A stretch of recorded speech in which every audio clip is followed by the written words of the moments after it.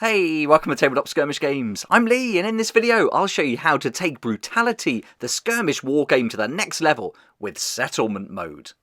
Settlement Mode is an awesome expansion for Brutality, the skirmish wargame, and it adds a new level of roleplay to your game, and something I haven't seen in skirmish games before. It's a really interesting concept. It's great fun to play it out on the table with your favourite terrain and miniatures, and I think you're going to love it.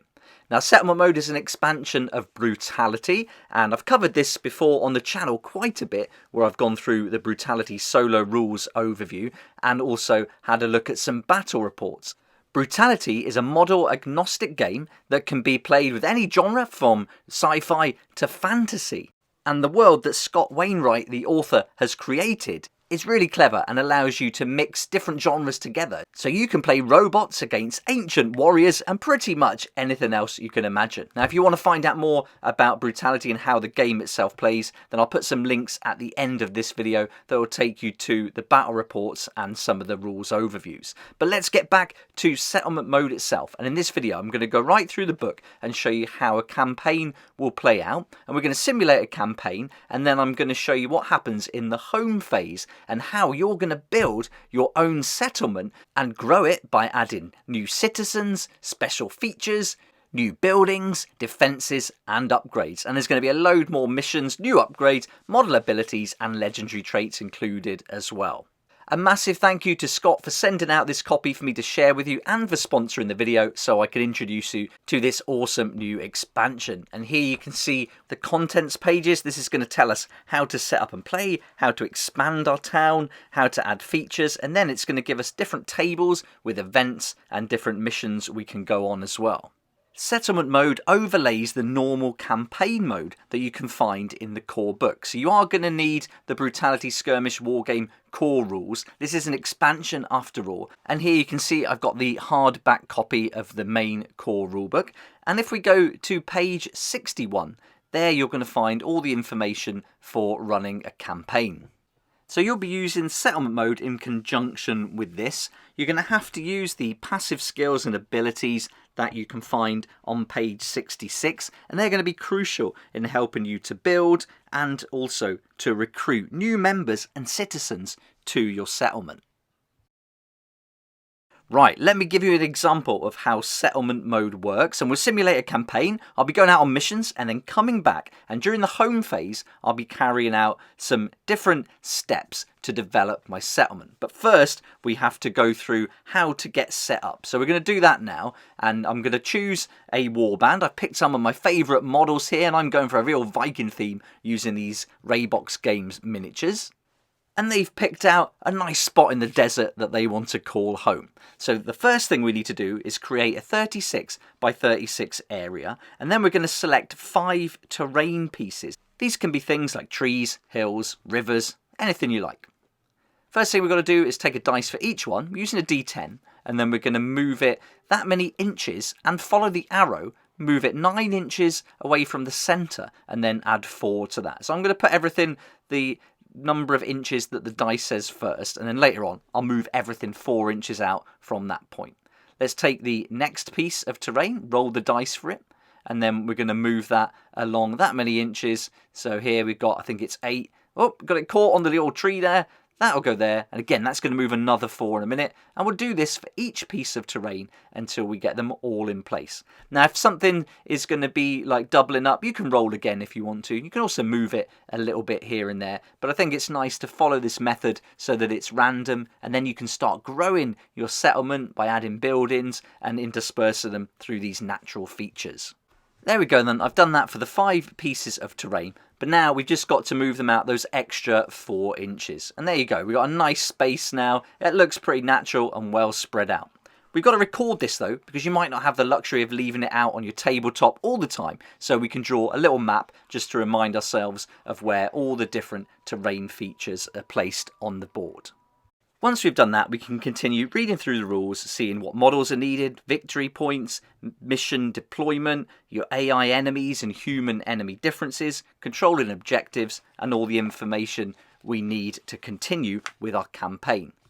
Then we're going to look at expanding the town next, And this section here on page 9 tells us all about expanding the town and adding living spaces. Your town is going to begin the campaign with one living space for each warband member you have. These are free and you can place them anywhere you want on the table. I'm going to put one here right in the middle.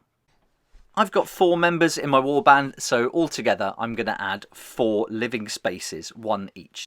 Each model needs 3 inch by 3 inches or 9 square inches to live in, and you can build a structure of at least 18 square inches and allow 2 models then to live together if you want to. I'm going to do that here. I'm going to make this a 2-story building, and I'm going to put 2 characters in there. They're roommates, you could imagine, and you could certainly build some narrative into that. But these 2 would rather live alone, so they're going to get 1 living space each. I really love this idea of each character getting their own house, and you can certainly imagine customising it. You can even put things inside, really play heavy on the role-playing aspect of the game, which is fantastic. We've added some buildings now though, so let's include those on our map, so I'll just draw those in there. As we play the game, we're going to be able to add citizens, more living spaces and town features, and there's so many here, and I'll show you a good number of them as we develop our town and work through the campaign and go through each of the home phases. Before we do that though, let's go through some of the other components of the book to give you a nice overview, and then we'll jump in and start growing our settlement so you can see it in action. On page 13 you get the information for the settlement home phase, and this isn't much different from the normal campaign home phase.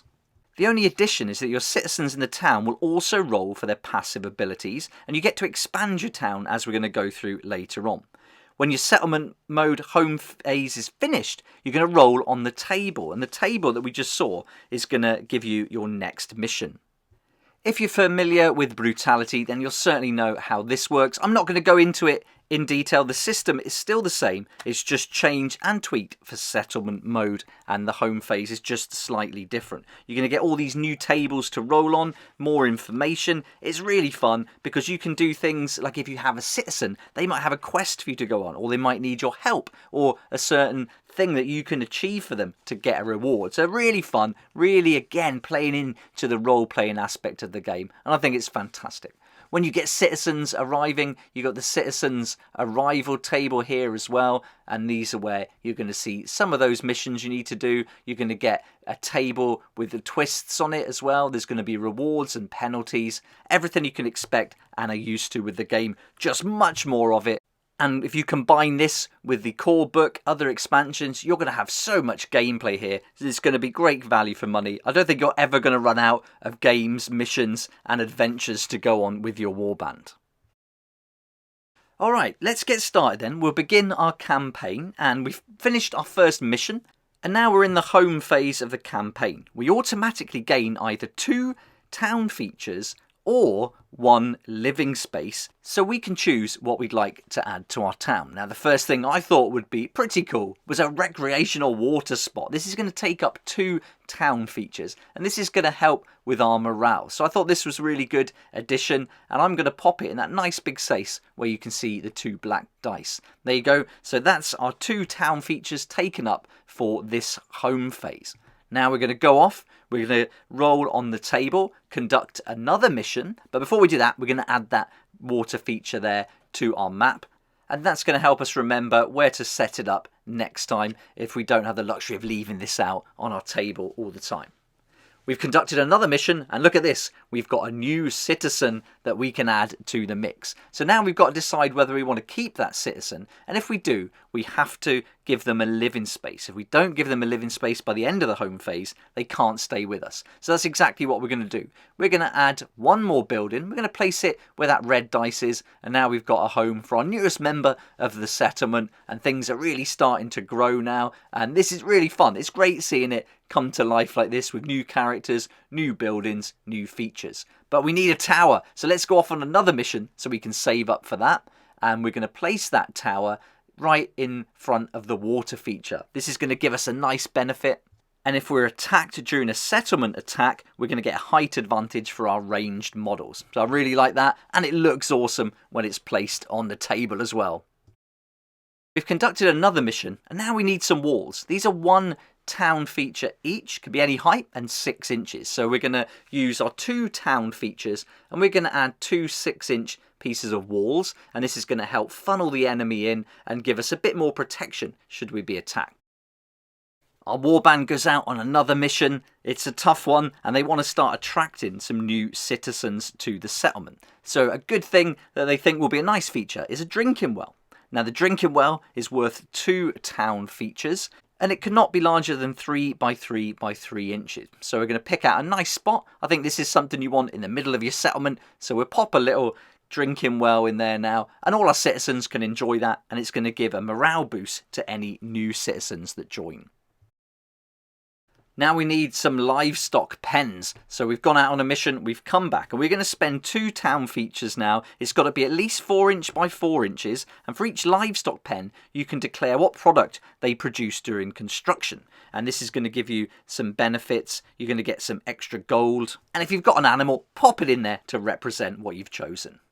Alright, we need some more walls, so we're going on another mission. We're going to come back and spend 2 town features on just strengthening that side of our settlement. And that's going to give us a lot of protection. And now if I continue playing the campaign, I'm probably going to be looking to add a lot more citizens and start getting the benefits from them and the different missions that they're going to bring to the table.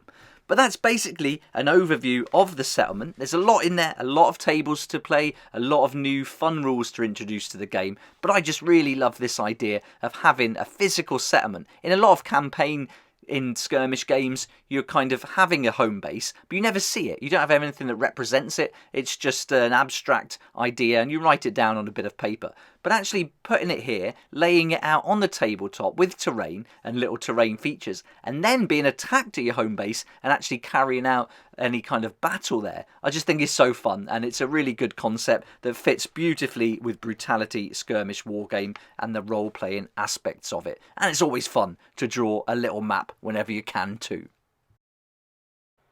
There's another nice section on page 79 of the settlement book, and this is the rival boss grudge chart. And some mission outcomes are going to give you a rival boss, so you're going to make more enemies now in this campaign mode. In addition, anytime you beat a mission involving enemy models, you're going to roll a d10, and on a 1 to 10, the leader then becomes a rival boss. And that's going to bring with it some different modes, different rules, and different events that can happen. So very fun, again, very narrative, and just sums up the game. A perfect addition to finish off this settlement book.